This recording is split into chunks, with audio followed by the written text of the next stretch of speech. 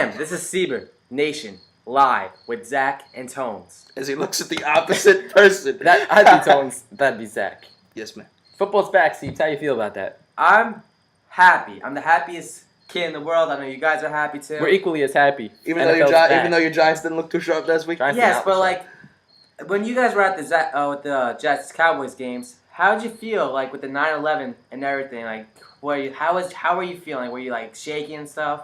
Like, how did you feel? Like, all right, you asked how'd you feel like 9 times. Seems. To be honest opinion, I thought the Jets really dropped the ball at the pregame show. Yeah, and the halftime show. And the halftime show.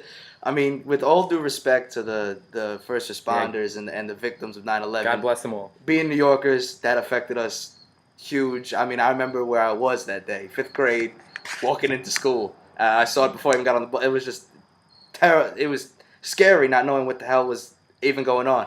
But with all due respect, I think the Jets really dropped the ball in the ceremonies. They were not good. I mean, they were boring. Yeah, the commemoration was there, but the execution was not, especially during the halftime show. I mean, if you didn't know it was 9/11, you wouldn't even known what we were commemorating. Yeah, no, I mean, the one guy on the piano, yay. The Five for Fighting, just this guy from Five for Fighting. I didn't know it was just one dude. I thought they were a band. I don't know, man.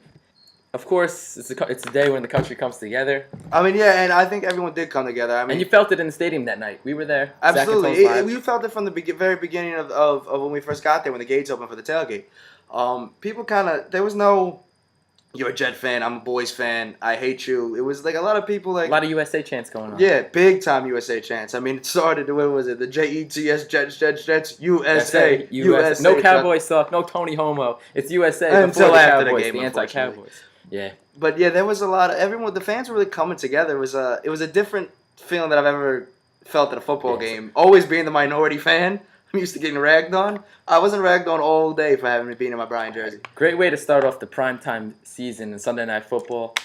Big matchup. Big matchup. And this is Talking Jets. We're going to talk about this game for a while here. Jets, they won the game 27-24, but they didn't do it in convincing fashion. Yes, not at all. Jets didn't look good to start. The opening drive, I'll tell you what, it was the Des Bryant show. Yeah, Dallas took it to him for, I would say, the first 3 quarters, to be honest with you. Dallas won the game.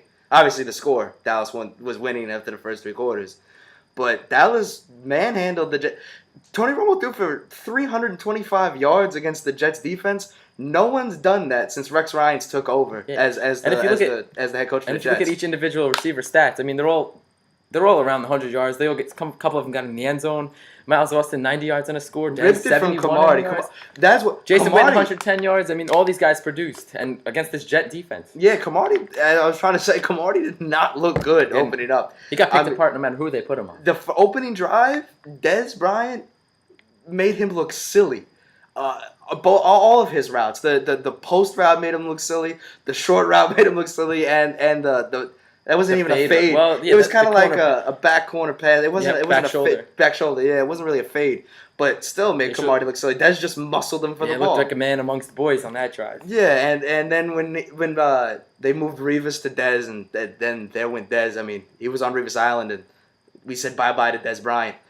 But Kamari, when he had to cover Miles Austin, even looked silly. Miles ripped the ball out of Camardi's hands. That pass should have been pick tones. Yeah. I mean, it looked to me like Camardi had it, but Miles Austin now muscled him with just ripped it out of his hands. And yeah, Camardi. Now you can see why the Jets actually wanted to go after Nnamdi Asomugha in the offseason. I mean, Camardi was the next best thing, though. You have to say. I don't know. Jonathan Joseph, I'd say, would be the next best thing, but for the Jets, Camardi was. Right. Camardi knew the system. The Jets' offense didn't look too sharp right off the bat either. They couldn't have any. 3 and out. 3 and out in your first pass play. DeMarcus Ware comes in and pounds Mark Sanchez. And how long did it take Plexico to even get involved with the team? I saw it in the second half. Yeah, so Plexico was really a dud in the first half. Yeah.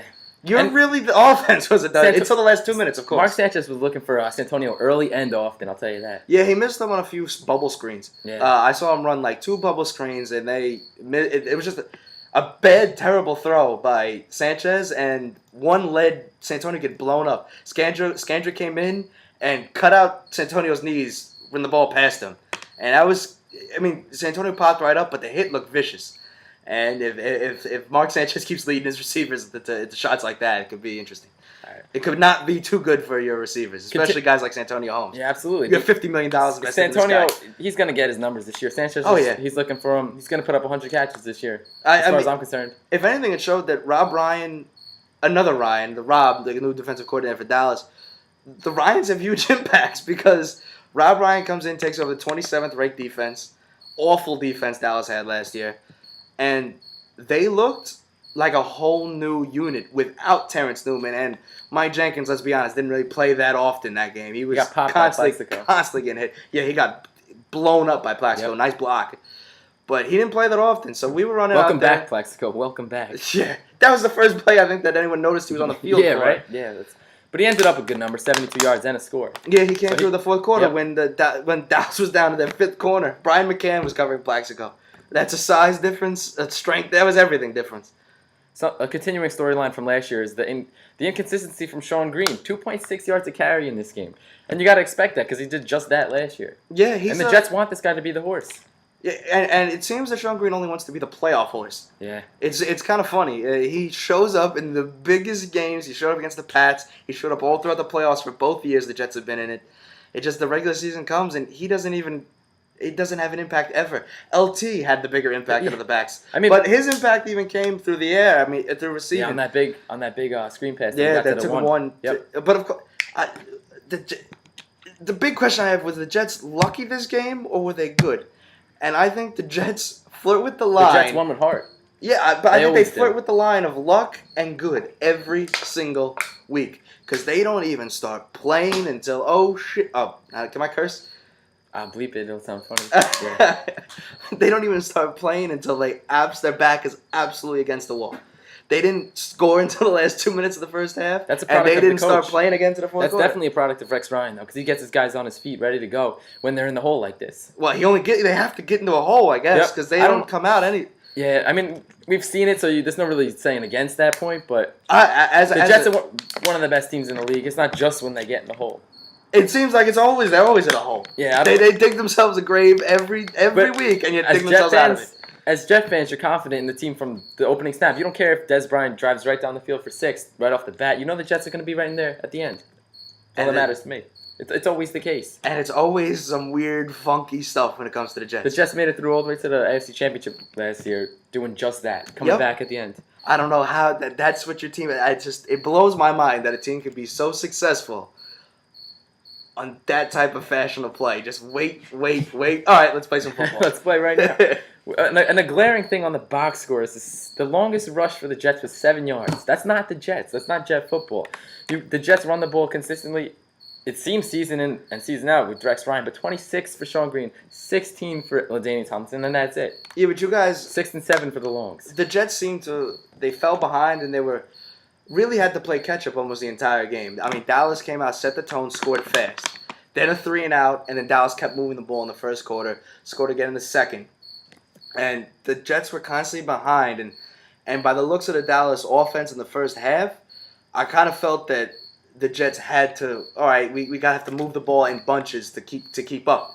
Even though the score didn't dictate that they were that far behind, it just looked like the Cowboys had so much command, and they had to keep playing catch up, and you play catch up throwing the ball, and Sanchez was so even though he put up 300 yards. He still did not look that great throwing it. Especially on that interception to Sean Lee. I was boneheaded. You didn't see him. He just flat out did not see Sean Lee over the middle. He threw it right into his arms. Sean Lee takes it back for the touchdown. It gets reviewed.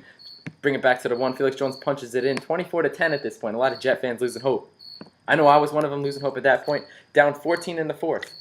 That's a point where you give up on the Jets. Down 14 in the fourth, you don't get that comeback too often. But a big play was when Witten took a post pattern. He took it all the way down to the 1.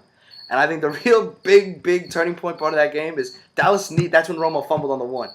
But Jason Witten was going up against Jim Leonard, 1-on-1, 5 yards out of the end zone, 10 yards out of the end zone. How Jason Witten, who stands, 6'4", 6'5", 250, 260.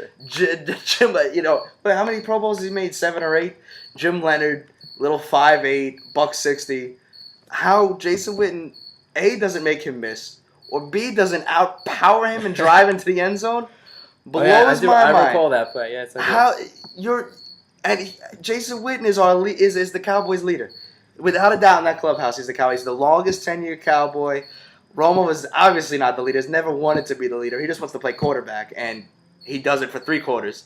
He's not a fourth quarter leader, as we saw. And Jason Witten does not make Leonard miss or just push him into the end zone. He has at least 100 pounds on Jim Leonard, and he doesn't score. And what happens? Romo fumbles on that drive, and that's when the Jets got all the momentum back. You want to see the build of Jim Leonard? This guy right here. Brian Beast. Brian, this email address. I'm not going to reveal too much information. We got Brian Beast. I'm not going to reveal it too much.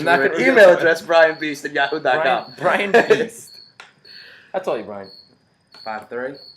Jim Leonard status. Jim Leonard. But it blows my mind. How does Jason Witten not score? It's all about heart. Is there anything we can count on more than Small 20 guys have heart. They do. They always do. All right, Napoleon. It's been like that. They always got a chip on their shoulder. I like Jim Leonard for that reason, though. He's always playing with a chip on his shoulder. You see this guy, this little guy back there.